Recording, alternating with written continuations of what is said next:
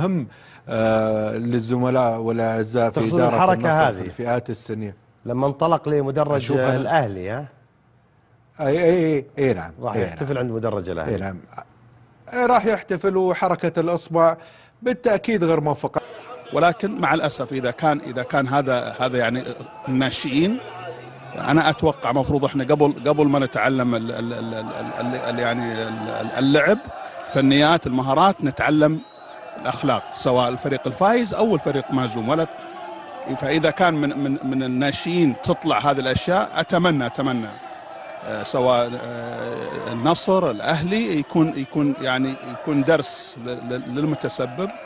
والله أنا تفاجأت حقيقة من لاعب نادي النصر بعد ما سدد الركلة الأخيرة. طبعا انتهت المباراة بفوزهم، وكانوا هم الأقرب إلى مدرجهم. ليش توجه لمدرج الأهلي؟ استفزاز كبير من اللاعب. يمكن هو لاعب ناشئ ما عنده خبرة في الأمور هذه.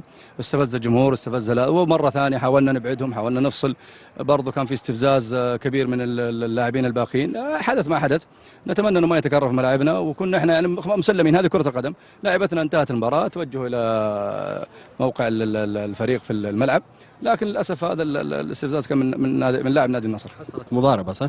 صحيح، في كان لاعب مشدود من لاعب النادي الاهلي. انا تكلمت مع الحكام انه في الاساس الاستفزاز كان من نادي النصر، فلا لا يؤخذ الجرم بنفس المبدا، يعني انه هذا اللاعب الاستفزاز في البدايه كان من نادي النصر، فالمفترض ان تكون عقوبه اكبر على لاعب نادي النصر.